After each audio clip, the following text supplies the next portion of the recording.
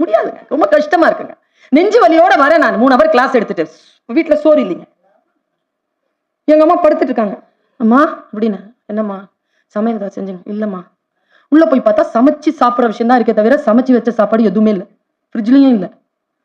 சரி கஞ்சி வச்சு குடிச்சிக்கலாம் அப்படின்னு சொல்லிட்டு அரிசி எடுத்து இப்படி போட்டேங்க பானையில். அரிசி இப்படி எடுத்து போடுறேன், தண்ணி ஊத்தல இன்னும்.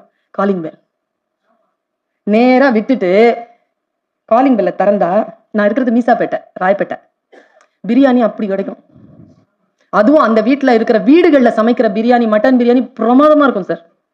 வெஜிடேரியன்ஸ்க்கு கூட அவ்வளவு பிடிக்கும், சூப்பரா இருக்கும். அந்த வாசனையில கதை திறந்து அப்படி தட்டுல அலங்கரிச்சுட்டு அப்படி நிக்கிறா அந்த அம்மா கீழே. அவங்க வீட்டுல ஏதோ விசேஷமா 2 கிண்ணம், அதுல ஒண்ணுல ஸ்வீட்டு, ஒண்ணுல அந்த பச்சடி மணக்குது. அப்படியே பார்த்தேன், இது கனவா அல்லது நனவா? என் முன்னால் இருப்பது மண்ணுலக மங்கையா அல்லது விண்ணுலக நங்கையா அப்படின்ட்டு நேரா அதை கையில வாங்கிட்டு அப்படியே வச்சு ரொம்ப நன்றின்னு சொன்னா போயிட்டாங்க. எங்க அம்மா படுத்துட்டு இருந்தது எழுந்து உட்காருச்சுங்க.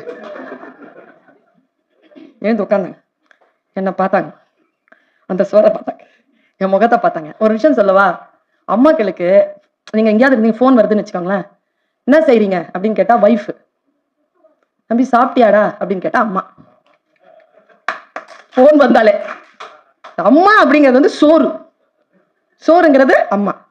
திட்டி திட்டி பேசினாலும் வட்டியில சோறு வைப்பா, ஒட்டி போன உடம்புனாலும் உசுர வச்சு பாசம் வைப்பா. தின்ன வாயில் திட்டினாலும் என்ன அவன் நொந்ததில்லை, கண்ட துணி கட்டினாலும் கண் கசங்க பார்த்ததில்லை. அதான் அம்மா. அது தூக்கிட்டு இருந்து எழுந்து உட்காந்துச்சு பார்த்தாங்க. சுல்தானா, உன்னை கடவுள் ரொம்ப நேசிக்கிறாரடி. இது அம்மா சொன்னதுங்க. ஏமா சொல்றீங்க அப்படி? கடவுள் நம்மளை ரொம்ப நேசிச்சா என்ன செய்வாங்க தெரியுமா? என்ன செய்வாங்க? சாப்பாடு கொடுப்பாரு. நீங்க வீட்டுக்கு போன உடனே அம்மா என்ன பண்றாங்க உங்களுக்கு? ரொம்ப நேசிச்சா சாப்பாடு தாங்க கொடுப்பாங்க. கடவுள் நேசிக்கிறான், அதனால உனக்கு சாப்பாடு கொடுக்கிறார். சொல்லிட்டு ஒரு வார்த்தை சொன்னாங்க, அதுதாங்க அனுபவம். இதெல்லாம் பாசம், இதெல்லாம் எல்லாரும் சொல்லிடுவாங்க. அம்மா சொன்னது இது வரைக்கும் வேற யாரும் சொல்லி நான் கேட்டதில்லை. கடவுள் உன்னை நேசித்து விட்டால் உனக்கு எப்படி உணவளிப்பான் என்றால், உன்னை எப்படி உணவு தேடி வரும் என்றால் மரணத்தை போல் தேடி வரும். நாங்க தடுக்கவோ தவிர்க்கவோ முடியாதாங்க. சோறு அப்படி வருமா? பசிச்சிருச்சுன்னா, கடவுள் உங்களை விரும்பிட்டாருன்னா சோறு அப்படி வருமா? மரணம் மாதிரி வரும். அப்படி நாங்க அந்த சொல் என்ன ரொம்ப டிஸ்டர்ப் பண்ணிருச்சுங்க. இத்தகைய சொற்கள் தான் என்னை உருவாக்குகிறது. ஒரு நாள் அப்படியே மனசு ஒட்டஞ்சு உட்கார்ந்து இருக்கிற அம்மா சொல்ற, போராடாத போராடாத, சௌரி இருக்கிறார், போராடாத, அக வாழ்க்கைக்காக போராடாதே. துன்புறுத்துட்டாங்க யாராவது உன்னை கஷ்டப்படுத்துறாங்களா? போராடாத. கடவுள் கிட்ட கொஞ்சம் விஷயம், எங்க அம்மா கடவுள் நம்பிக்கை கொண்டது என்ன பண்றது? கடவுள் கிட்ட சொல்லு, அந்த ஆளு அங்க இருக்கிறாருல உனக்காக வேலை செய்யறதுக்கு ஏதாவது வேலை கூட, அந்த ஆளுக்கும் உனக்காக சில வேலைகளை அவரும் செய்யட்டும். போராடாத, விட்டுடு. உன்கிட்ட சத்தியமும் உன்கிட்ட நேர்மையும் இருந்தால் கடவுள் என்ன பண்ணுவார்னா, உனக்கு முன்னால் நீ யாரையெல்லாம் நீ உன்னை வருத்தப்பட வைத்தார் என்று யோசித்தாயோ, யாருக்கெல்லாம் நீ போராடினாயோ, உனக்கு முன்னால சோழிமாய் கொண்டு வந்து இப்படி போடுவான். அப்புறமா நீ அந்த சோழியை பார்த்து சொல்ல, கடவுளே நான் இப்படி சொல்லலையே, நீ யாரெல்லாம் நீ திட்டினியோ, யாருக்கெல்லாம் நீ போராடினியோ அவங்களுக்காக நீ பிரார்த்தனை பண்ண வேண்டியதாக போகும். எங்க அம்மா சொன்ன வார்த்தை. முன்னால பிச்சைக்காரர் இருக்கானா? இதுதாங்க வாசிப்பு நமக்கு தரும். கேட்கிற பக்குவம் இருக்குல்ல. இப்ப இந்த குழந்தைகளை கூட்டிட்டு வந்து உட்கார வச்சிருக்காங்க. நான் பேசுறது புரியுதான் தெரியும். இன்னைக்கு புரியலனாலும் ஏதோ ஒரு சொல் வாய் காதுல வந்து விழும் பொழுது, காலம் போனதுக்கு அப்புறமா அந்த சொல் மட்டும் ஞாபகம் தான், பொருள் புரிய தொடங்கும் பாருங்க. நான் சொல்றது உனக்கு புரியாதுன்னு நினைக்கவே நினைக்காதீங்க. காலம் போகும், ஆனால் புரியும். பெண்களுக்காக எங்க அம்மா சொன்னாங்க ஒரு விஷயம். முன்னால பிச்சைக்காரன் இருக்கானா? நிறைய யங் லேடிஸ் வந்திருக்கிறீங்க. 40 வயசு தாண்டதான் சிரிக்குது.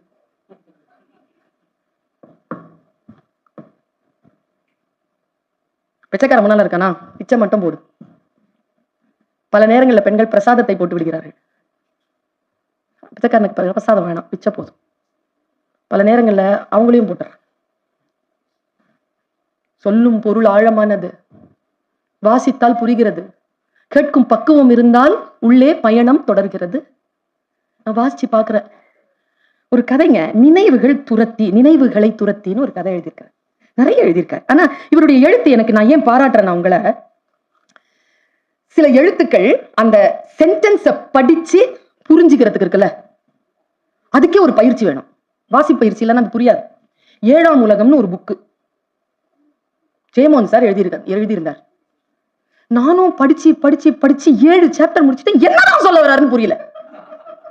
முடிச்சு போய் சேர்ந்து அப்புறமா தான் இதைத்தான் சொல்றியா நான் கடவுள்ன்ற படத்துல அந்த அந்த அந்த புக்கு தான் படமா எடுத்திருப்பான். நீங்க படிச்சு பாருங்களேன். அந்த ஸ்லாங், அந்த விஷயங்கள் எல்லாம் பயிற்சி இருந்தால்தான் புரியும். விஷ்ணுபுரத்தை படிச்சிடணும்ட்டு மல்லு கட்டி படிச்சு முடிச்சிட்டேன். அதுக்கு வாசகர் வட்டம்லாம் இருக்கு. நானும் PhD வெங்காய பச்சடி தயிர் பச்சடி எல்லாம் வாங்கி இருக்கிறேன். இன்னும் என்னால் அதை முழுமையான நிலையில் என்னால் இன்னும் புரிந்து கொள்ள முடியவில்லை. போராடுறேன், நான் புரிஞ்சுக்கிறதுக்கு போராடுறேன், திரும்ப திரும்ப படிக்கிறேன், முடியல என்னால. சில நூல்கள் அப்படித்தான். ஆனா இந்த நூல் எப்படி தெரியுமா? நான் ஒண்ணு சொல்றேங்க, மனிதர்கள் போலங்க நூல்கள், வீடுகள் போல நூல்கள். சில பேர் வந்து உடனே ஃப்ரெண்ட்ஷிப் ஆயிடுவாங்க. சிலது எவ்வளவு நீங்க ஃப்ரெண்ட்லியா சரிங்க கூட வராது. சில பேர் சாப்பிட இப்படி கூப்பிடுவாங்க, எங்க அம்மா சிக்காதுல்ல, வாங்க வாங்க சாப்பிட்டு போலாம், வாங்க வாங்க சாப்பிட்டு போலான்னு பிடிப்பாங்களா இப்படி. சிலது வந்து ஃப்ரெண்ட்ஷிப்பே ஆகாது. கல்யாணம் பண்ணிட்டு வர கூட இருக்கும் அது 35-40 வருஷம். அது வயசாயிடுச்சுன்னு வச்சுக்கோங்களேன். அப்போ அதுக்கு ஒரு ரியலைசேஷன் வந்துடும். என் மனைவி இல்லைன்னா என்னால ஒண்ணுமே இல்லை, அவதான் எனக்கு எல்லாம். ஏன் இதை ஒரு 30 வருஷத்துக்கு முன்னால சொல்றது? ஏன் வயசான அப்புறமா சொல்ற? பயம்.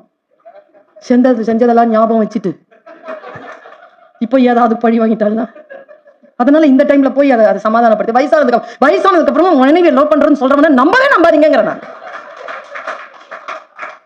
நம்பவே நம்பாதீங்க. அதுக்குன்னு ஒரு வயசு இருக்கு. அதுக்கு நான் அந்த டைம்ல சொல்லு. ஆமா, தப்பிக்கிறதுக்காக மட்டும் வீட்டுல கேட்டு சொல்றேங்கிறது. நான் யோசிச்சு பாக்குறேங்க. நம்முடைய வாழ்க்கை தான் நமக்கு பாடம். மனிதர்கள் தான் குருமார்கள், உடன் வருகின்றவர்கள் தான் வீடுகள். சில வீடுகள் வந்து திறந்து வரவேற்கும், சில வீடுகள் இறுக்கமா மூடிக்கும். தட்டினாலும் திறக்காது, காலிங் பெல் அடிச்சாலும் திறக்காது. உள்ள ஆள் இருக்குதா இல்லையா ஒண்ணுமே தெரியாது. போன் அடிச்சாலும் எடுக்காது. கூப்பிட்டு இருக்கோம் வான்னு. புக்ஸும் அப்படிதான், நுழைய விடாதே. சில புக்ஸ் படிக்க விடாதே. எவ்வளவு படிச்சுதான் தீர்வேன் அப்படின்ட்டு கங்கணம் கட்டிட்டு நான் படிச்சு முடிச்ச புக் எல்லாம் உண்டு.